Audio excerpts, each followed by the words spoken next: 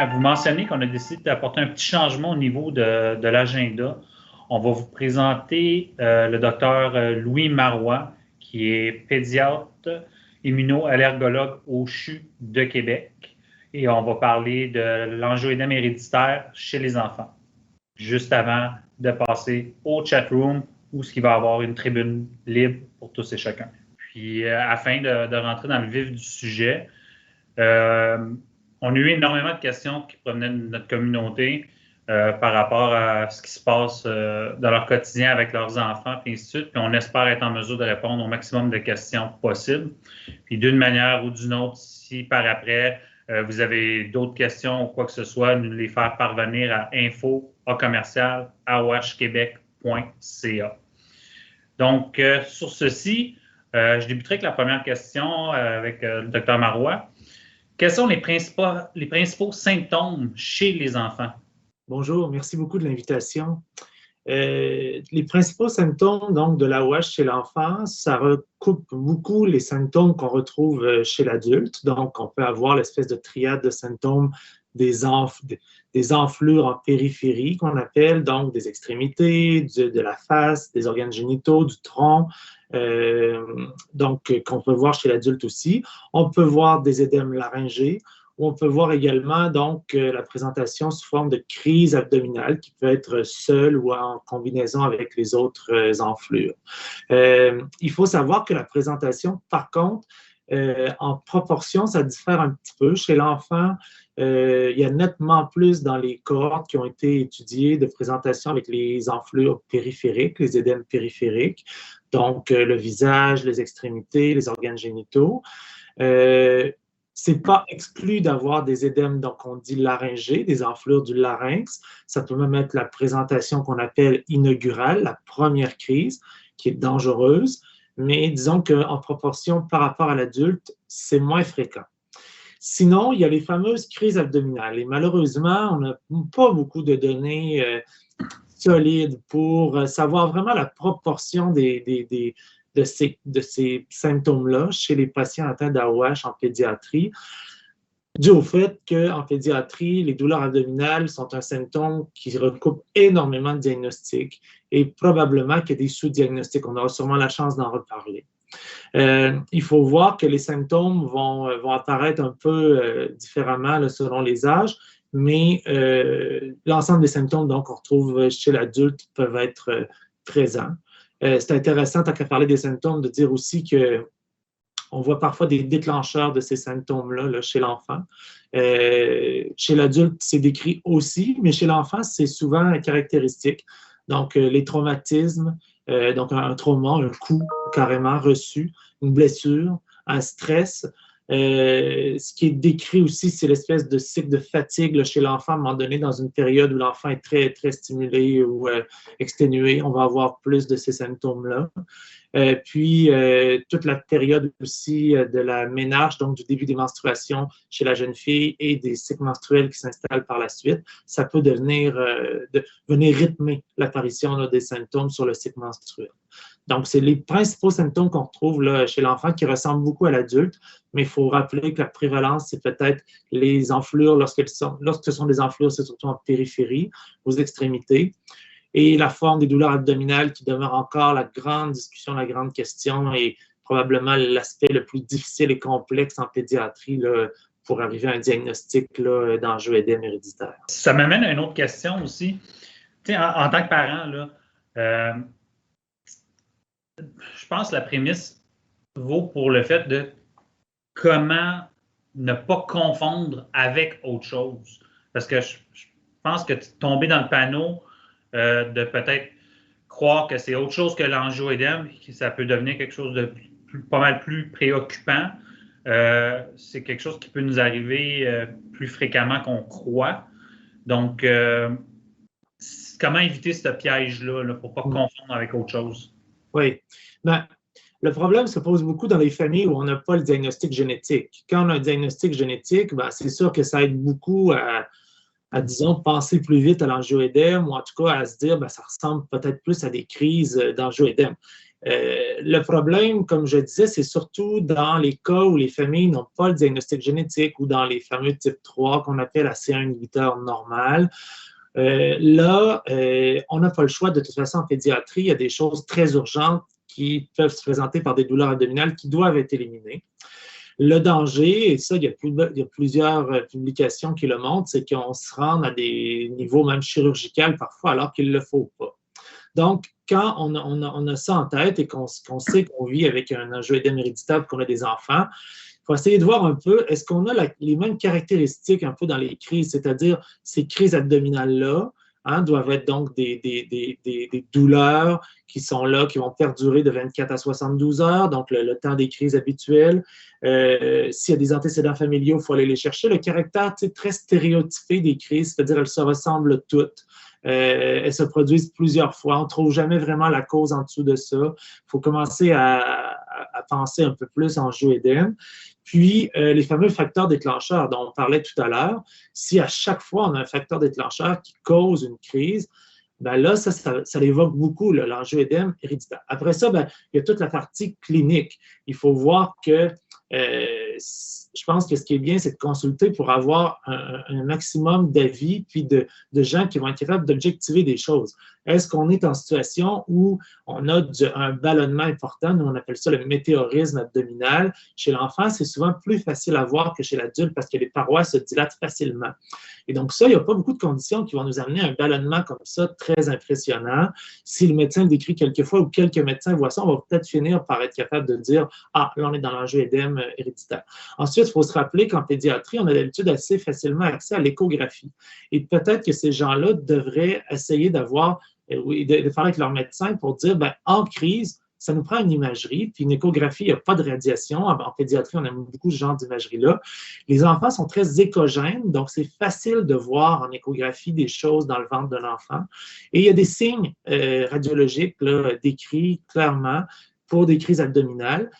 Et en même temps, ça peut nous donner le diagnostic différentiel. Donc, si c'est une appendicite, si c'est une invagination, pour dire quelque chose, bien, il y a aussi des signes à l'échographie. Donc, on va peut-être avoir beaucoup plus d'informations sur les fameuses crises. Donc, un enfant qui va présenter des crises abdominales répétées, puis qu'on commence à se dire, coudonc, est-ce que ça pourrait être de l'angioédème? On n'a pas le choix, il faut pousser un peu plus, il faut qu'il soit vu, il faut qu'il soit investigué pour essayer de à la fois avoir des signes cliniques, faire une bonne histoire médicale, est-ce qu'il y a des antécédents familiaux, les facteurs déclencheurs, puis l'imagerie, moi je pense que ça demeure un outil qui peut nous aider. Parce que je comprends très bien l'inquiétude des parents qui sont face des fois à se dire, ben, coudonc, est-ce qu'on n'est pas devant le début, l'instauration d'un diagnostic d'angioédème? En même temps, dans des études là, sur les douleurs abdominales chez les adolescents, pour dire quelque chose, on dit qu'à peu près un adolescent sur 6 a mal au ventre une fois par semaine ou par 2 semaines. Et ça, donc, c'est tous les diagnostics inclus ensemble. L'anxiété, des douleurs liées au syndrome du côlon irritable, etc. Des douleurs abdominales en pédiatrie, on en a beaucoup. Ça demeure très rare, l'angioédème héréditaire, mais dans les familles de l'angioédème, on sait qu'il y a un caractère héréditaire. Il faut demeurer à l'affût quand même, puis se dire que ces signes-là peuvent peut-être nous aider. Il existe quelque chose aussi qui en pédiatrie est peut-être plus fréquent qu'en angioédème adulte, c'est les cas qui sont décrits de l'apparition d'une petite éruption cutanée qui précède la crise, ce qu'on appelle, nous, le rash réticulé. C'est une espèce de petite apparition fine, rouge, qui peut des fois être un tout petit peu palpable, parfois pas, avant la crise. Alors ça, c'est un signe quand même qu'il faut penser que ça pourrait être un angioédème héréditaire. Chez l'adulte, il y en a qui vont le présenter, mais c'est plus rare. Chez l'enfant, on dit que selon c'est de petites études, mais un enfant sur 3 à un enfant sur 2 pourrait le présenter. Donc ça, c'est un signe à rechercher vraiment. Puis on parlait à son médecin, dire à chaque fois qu'il a mal au ventre, sa peau change.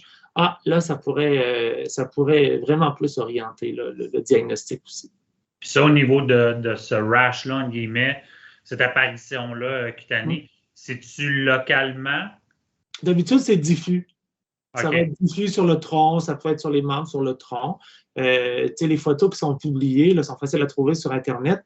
On voit que la peau, il y a comme une espèce de petit filet rouge par-dessus. C'est fin, mais ça peut être un signe intéressant à noter puis à rapporter là, pour nous orienter. Parce que, comme je vous disais, les douleurs abdominales, Il s'agit que les enfants aient des ganglions un petit peu enflés dans le ventre. Ça va se présenter avec des douleurs abdominales. On appelle ça une adénite mésentérique. Donc, les virus, toutes les infections peuvent nous amener là.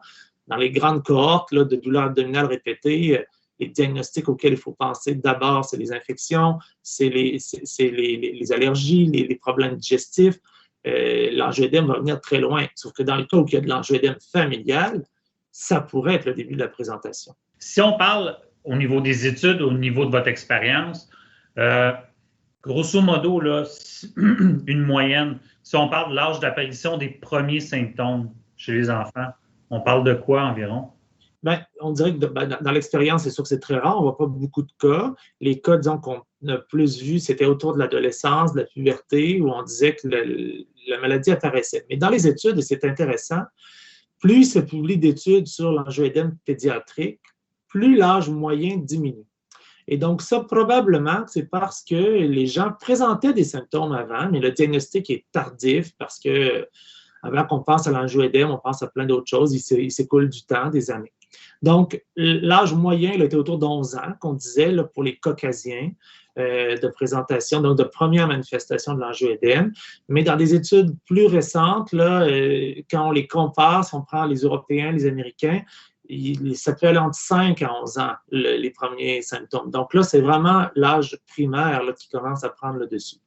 On dirait que quand on regarde aussi les différents peuples, il y a des moyennes d'âge différentes. Ça, c'est intéressant. Les Caucasiens ont tendance à présenter l'angioédème héréditaire un petit peu plus tôt que les Asiatiques, par exemple. Dans leur cohorte les plus grandes, là, en Asie, eux, ça se présente un petit peu plus tard. Parfois, il faut dire que leur puberté se présente un petit peu plus tard aussi. Est-ce que c'est pour ça? Peut-être. Donc, eux vont se présenter plus autour de 13-14 ans, les premiers symptômes. En tout cas, de toute façon, quand on regarde l'ensemble des cohortes, on dit que 90% des gens avant l'âge de 20 ans ont présenté des symptômes d'angioédème héréditaire quand ils ont un diagnostic d'angioédème à l'âge adulte.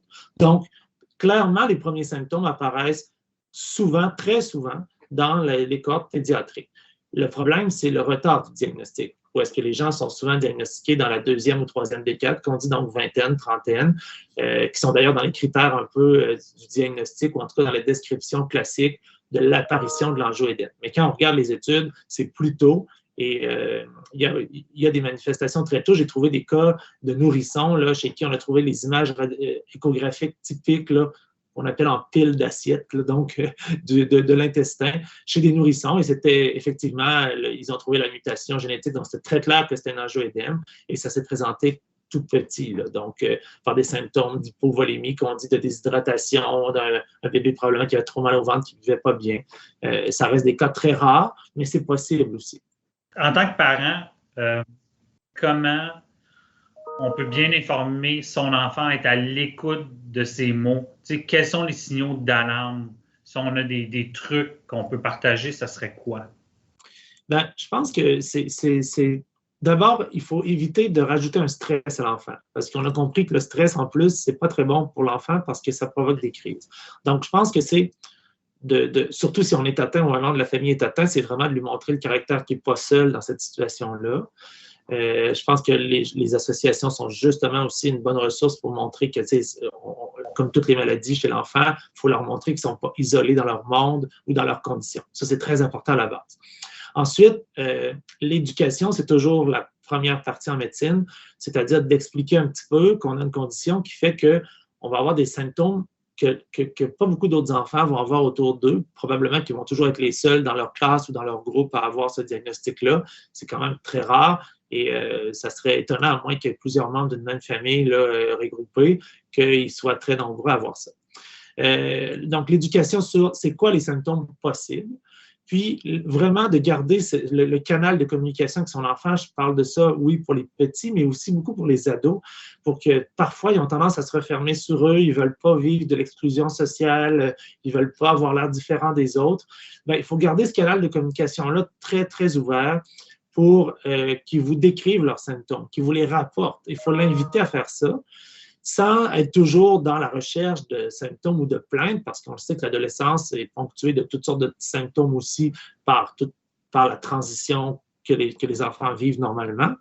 Mais moi, je les encouragerais, par exemple, la méthode du calendrier. Ça, je trouve ça génial, parce qu'en plus, quand on va voir le médecin, on apporte ces documents-là, mais regardez, dans le dernier mois, il a présenté tant de symptômes, ça aide beaucoup à objectiver, à décrire l'état clinique du patient. Donc, ça donne un rôle au patient aussi dans sa maladie. Ça lui dit, bon, ben moi, je dois vraiment faire mes devoirs et noter les choses. Donc, j'en parle à mes parents, on fait un calendrier. Donc là, ça, par exemple, ça peut être pour les douleurs abdominales, mais même pour les enflures. Il y a certains enfants qui vont peut-être des fois même avoir des enflures tellement fréquemment qu'ils vont un peu vivre avec ça, passer ça sous le tapis, ne pas trop se préoccuper. Mais ça demeure quand même que c'est une maladie qui n'est pas contrôlée dans ces moments-là. Donc, il faut quand même qu'ils soient conscients que cette maladie-là doit être prise en charge, qu'elle peut éventuellement avoir des répercussions plus graves si jamais l'enflure se situe à d'autres endroits. Donc, c'est très important de faire de l'éducation. Je pense que l'ambiance autour de la maladie doit demeurer très zen, comme je l'ai dit au début. C'est-à-dire que d'essayer donc de montrer qu'on accompagne son enfant, qu'il y a des ressources aussi. Je pense qu'il ne faut pas hésiter à en parler à son médecin, à son pédiatre, qu'il y a des ressources autour de cet enfant-là. Des fois, on peut avoir besoin que ce soit un psychoéducateur en travailleur social, aller chercher de l'aide en psychologie si on sent qu'il semble y avoir un problème dans l'acceptation de la maladie ou dans le vécu de la maladie. C'est toutes des choses possibles. Mais les parents, d'habitude, en tout cas, pour les quelques cas qu'on a pu croiser, sont assez bons là-dedans parce que plusieurs des parents ont expérimenté la maladie. Donc ça peut être très bon aussi pour l'enfant de voir que l'expérience du parent, maintenant qu'il est pris en charge, etc., peut aussi être rassurant un petit peu là, dans une situation où des fois c'est très inconfortable.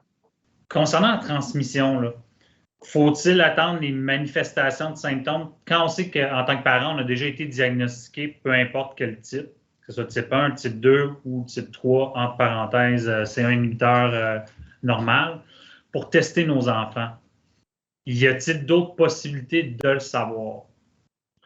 Bon, l'indication est facile pour les familles qui ont une mutation génétique. Oui, là, c'est bien décrit qu'on doit faire un dépistage familial quand on a une mutation génétique. Donc ça, si c'est SIRPing1 ou un facteur 12, on devrait faire le dépistage là, chez les enfants, donc des gens qui sont atteints. Ils ont une chance sur deux de le transmettre. Hein, donc, c'est quand même une proportion élevée de patients, possiblement, qui vont manifester des symptômes. Il faut savoir qu'ils pourraient ne pas manifester des symptômes jusqu'à l'âge adulte, c'est possible aussi, mais c'est une indication normalement de dépistage. Bon, ensuite, pour les gens qui n'ont pas de diagnostic génétique, c'est un petit peu plus compliqué. Les indications ne sont pas toutes claires et là, actuellement, c'est des consensus d'experts. On dit donc que si on a vraiment là, un caractère familial, des antécédents familiaux vraiment là, solides dans JOEDM, oui, là, les enfants pourraient avoir un dépistage sanguin, par exemple, d'un facteur du complément, d'un C1 inhibiteur, c'est possible de le faire. Lorsque le C1 inhibiteur est normal, par contre, ben là, on rentre dans le même problème, possiblement vous allez l'aborder dans votre congrès ou dans d'autres publications, du problème du manque de marqueurs biologiques dans certains types d'angioédème qu'on appelle AC1 inhibiteur normal ou type 3. Là, le dépistage devient difficile chez ces enfants-là parce qu'on n'a pas vraiment d'outils encore en laboratoire pour arriver vraiment là, à une trouvaille valide là, pour nous dire qu'il y a un diagnostic ici. Donc, dans ces cas-là, moi, j'encourage beaucoup plus de rapporter les symptômes cliniques, de faire une imagerie, une échographie pendant une crise pour voir ça ressemble à quoi, qu'est-ce qu'on a dans le ventre, qu'est-ce qui se passe là, documenter vraiment le cas, parce que c'est sûr que ça va être une prise en charge qui va être plus complexe et qui va être plus, disons, difficile d'abord à établir le diagnostic, puis ensuite à faire un plan un peu de prise en charge. Donc, c'est un peu l'injustice, malheureusement, dans cette maladie, c'est qu'il y a des gens que, parce qu'on a la mutation génétique, ben là, ça coule de source, on sait quoi faire, on sait quoi donner, on sait comment les prendre en charge, alors qu'il y a un sous-groupe, malheureusement, qui encore, on manque de marqueurs biologiques pour nous aider. Il faut savoir, par contre, j'ai cherché des données parce que c'est des cas beaucoup plus rares, là, les types 3 en pédiatrie. Pourquoi? Est-ce que c'est parce qu'on les manque ou c'est parce que les symptômes se présentent plus tardivement? Il y a une cohorte européenne qui montre que probablement ils présentent leurs symptômes un petit peu plus vieux que les types 1 ou les types 2. Bon, je ne sais pas trop quoi en conclure de ça. Est-ce que c'est vraiment parce qu'on a manqué des cas chez les plus jeunes, tout simplement, on s'en rend compte trop tard? Mais c'est en tout cas une des études là, qui a été publiée qui montrait ça. Donc, c'est possible peut-être que ces patients-là, plus tard, s'ils commencent à manifester des symptômes, on s'assure qu'on fait tout notre bilan pour les types 1 type 2 pour être sûr qu'on n'est pas là-dedans. Puis sinon, on fait un suivi clinique, on documente comme il faut les crises pour essayer de voir est-ce qu'on c'est vraiment ça, est-ce qu'on n'est pas dans un angioédème histaminergique, dans de l'allergie, dans d'autres types d'angioédème. On n'a pas vraiment le choix. Si, en tant que parent, on soupçonne que peut-être notre enfant pourrait souffrir de l'angioédème héréditaire parce qu'il manifeste certains symptômes et ainsi de suite. Puis, je n'ai pas nécessairement accès à un immunoallergologue pédiatre. Je fais affaire avec un pédiatre régulier ou un médecin de famille. À ce moment-là, y a-t-il un moyen pour moi de demander une certaine prise de sang en particulier afin d'arriver le plus proche possible d'un diagnostic? Ça serait quoi comme type de prise de sang? Ça va être les mêmes qu'on va faire chez l'adulte. Ça va être de vérifier que le CR inhibiteur, l'antigène, et donc la quantité de CR inhibiteur, puis la fonction est normale. Puis après ça, un dépistage général qu'on appelle le C4, donc le fragment 4 du complément, qui, lorsqu'il est normal, nous oriente moins vers un angioédème héréditaire. Mais c'est ça. Encore une fois, dans le sous-groupe des types 3, eux vont revenir avec des bilans complètement normaux. Donc, ça ne permettra pas, au niveau d'une prise de sang, d'avoir la réponse. Donc, oui, la prise de sang, elle est importante pour les types 1, type 2. Et ça, tous les pédiatres généraux peuvent le prescrire, même probablement qu'ils vont y penser si jamais vous évoquez des antécédents familiaux, des choses comme ça. Mais si on n'a pas pensé, il faut en discuter. On a souvent des appels aussi, donc ils ne sont pas gênés de nous appeler, les pédiatres, si un pédiatre est en région puis ils n'ont pas accès à nos services, on est toujours de garde, là, il y a toujours quelqu'un qui peut répondre. Mais malheureusement, la prise de sang, ce n'est pas la réponse à tous les types d'angioédème. C'est ça le problème. Puis en terminant, question évidente, mais question quand même, quels sont les traitements disponibles pour eux en prophylaxie? En prophylaxie, donc, c'est sûr que c'est l'indication, le traitement de choix, tel que les lignes directrices canadiennes et internationales le disent, c'est les inhibiteurs de C1, donc dérivés du plasma. Donc, maintenant, on a les indications du Haegarda, donc qui en théorie est plus de 12 ans, mais les études de sécurité et d'efficacité ont été faites à partir de 8 ans. Maintenant, tout est bien décrit. Donc, du Haegarda subcutané, c'est l'indication de prophylaxie pour ces patients-là. Le fameux lanadelumab, le Takhzyro, lui est indiqué avec ces études à partir de 12 ans. Donc, pour les prophylaxies des jeunes, on a quand même ces options-là maintenant qui sont très bien étudiées. Là, il y a toujours l'utilisation du Bérinaire à travers ça qui est utilisé dans les cas où est-ce qu'on est hors indication ou chez les vraiment plus jeunes, parfois pour tenter de prendre le contrôle des crises. Mais disons que pour l'instant, les prophylaxies, ça se tient plutôt à ça. Le C1 inhibiteur dérivé du plasma, puis l'anticoagulant le Takhzyro. Pour ceux et celles qui veulent avoir un petit peu plus d'informations, simplement aller sur notre site web qui est le www.aohq.ca. Vous allez y trouver une source infinie d'informations. Si vous avez des questions, comme je vous ai dit au préalable, vous pouvez nous écrire au info@aohquebec.ca. Et si vous voulez avoir le bonheur et la chance de consulter le Dr Louis Marois, il est au CHU de Québec. Et sur ceci, un énorme merci de votre disponibilité, Dr Marois. Puis bon congrès ou bonne journée éducative à tous et chacun. Merci. Merci.